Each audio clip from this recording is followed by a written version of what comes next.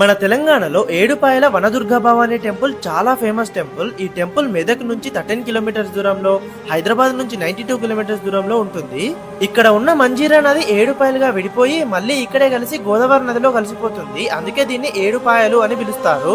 ఈ టెంపుల్ ముందే మనకు ఒక పెద్ద గోపురం కనిపిస్తుంది. అట్లనే ఏడుపాయల్లో ఒక పాయ అమ్మవారి పాదాలను దాకుతూ వెళ్తుంది. ఇక్కడ చాలా మంది స్నానాలు కూడా చేస్తున్నారు. ఇక్కడ ఒక సంతాన గుండం కూడా ఉంది. ఇక్కడ పిల్లలు లేని వారు స్నానం చేస్తే పిల్లలు ఉడతారని నమ్ముతున్నారు. ఇక టెంపుల్ లోపలికి వెళితే మనకి ఏడుపాయల వనదుర్గా భవానీ అమ్మవారు కనిపిస్తారు. అట్లనే మనం గుట్టపైకి వెళితే మనకి ఎల్లమ్మ టెంపుల్ కనిపిస్తుంది. ఇంకా పైకి వెళ్తే మనకి బండరాలలో జమదగ్ని ముని ఆలయం కూడా కనిపిస్తుంది.